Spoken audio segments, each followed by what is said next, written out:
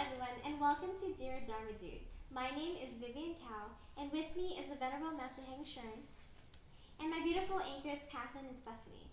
So today we'd like to again pursue take a deeper look into the art of letting go. We left off last time in the relationships where the other person was really possessive, or we were really possessive, or what have you. But Right. what's the aftermath of that? When someone gets to that level of possession, Right. and then it's reality check. Wow, how did I get here, and how do I deal?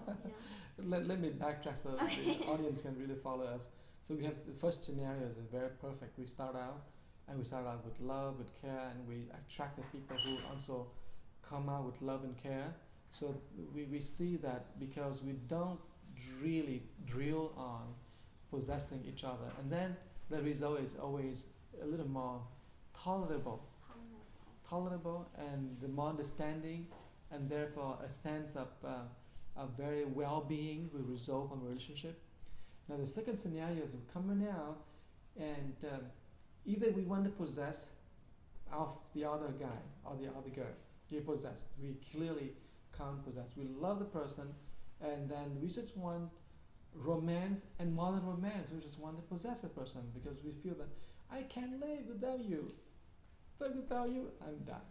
And so we become more and more possessive, and that one is little sick, right? you think the world will collapse the moment that the guy goes bye to you. But then what happened is we need to also to see a third scenario is also coming up very soon, and that is we just want to have excitement, just want to have fun. We don't want to do anything with loving or with possessing. We deny anyone who want to possess us. At the same time, we don't possess anyone. We just have fun, just have sex, and then that should be enough with me. Because the experience was so dramatic that you just fall off the whole. Yeah. So you deny all that. So you just want to have sex, maybe drugs, maybe something that is really make me feel excited, and I feel the void, and I feel wow, life is really exciting, and forget about study. That's for all the stupid dudes. So, but we want to really life is beautiful. So that's the third extreme where we become addicted to something, and the relationship is the form of addiction. We go from one girl to another girl to another girl. We just go on and on and on. And there's nothing stick with us, and we feel we are heroic. We can sleep with any girls we want. So that sense is really there, and there's nothing about faithfulness, nothing about reciprocity, mutual respect, mutual trust, nothing. To what extent do you have? To what extent do you have fun? To the extent you have fun, well, as long as the fun that we have, okay, can also bring joy to others, can really bring a sense of well-being or well-rounded. But you cannot just have fun by drinking all night. Now that's not joy. That's fun, but not joy. Joy is something deeply that resonates with your heart. It is something you feel in the open. But fun is something that's intoxicating your mind, and you feel excitement. You feel you need something outside to excite you. But joy is something's come out from here, not from outside. Come from here. It's a sense of very tender sense of loving, tender sense of giving yourself, a tender sense of being understood and understand others. A mutual or mutuality or reciprocity is going on. But fun, it's not that. So sometimes we need to have fun, but the fun needs to be healthy enough to nurture the joy. So we don't want to have fun with purely fun and leading nowhere. And you have fun to the point that when you wake up in the morning, you say, where I am, where I work, oh my God, I'm late for my class, kind of thing. So you want to have a sensible, you're very sensible about fun. And so there is no ceiling or no limit to say, oh, fun has to be this or be that. It's all a sense of awareness of who you are, what you are in this world for, and how you bring joy to others. So it is really a question of awareness. Now, sometime, no, sometime we want to go back to the second scenario, which is a little more important for us to understand that we in the possessive relationship, right? We're in possessive relationship, and so we want to possess the person now possess us, and now we wake up and say, no, I don't want to be possessed. I think this is so suffocating relationship. I want to get out.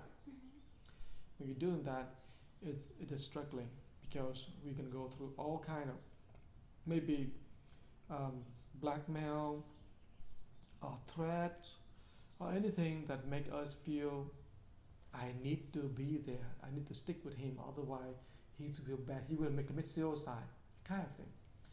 But if the other way around, if you think, okay, everyone he lives and I will live. If you think that way, what do you think? Meaning, I can get out safely. It is my thought that make me think it's so important that I be there. But if I'm out of our relationship, in 3 hours you have a new girlfriend. You know what? That's the kind of thing. It's all in your mindset then. It is a mindset. Right. But we are so intoxicated.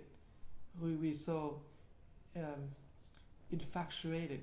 We can't think about getting out. We are so afraid. Okay, and so we need to strike a balance. We don't want to go the other way, have fun, but we don't want to go be possessive. We just be right there and understand if this relationship doesn't work, if this become more possessive and more that I have to be depending on the other, then what happens is I will move on, and that move on is actually a letting go. Does it make sense to you? Now, I really think one of the skills that we need to develop in this century or in this day and age is the practice awareness. To be aware of our shadows, aware of our schema, aware of our weakness, aware that, oh yes, this is my desire and my personal agenda here. I need to let go of it. I need to put it down here because not necessarily for my growth. So developing this skill of understanding and be aware of deeper layers of ourselves, I think that is the key for the question that we're talking about. To answer that question, we need to have developing this awareness. So it's that self-awareness. Strong sense of identity, knowing the difference between what you want, what you need, who you are, what your goals are. It's all of that. Strike a balance. In a balance, right? Yeah. And then you'll be able to identify that you're okay with or without, and in a relationship, you're gonna have a balance between giving and taking and receiving, and everything's mutual. Yeah, especially remember the word balance, because that's the key for everything. Thank you so much for your wisdom, Master, and thank you, Catherine and Stephanie, and thank you, viewers, for sharing this evening with us. Have a great day. See you next time.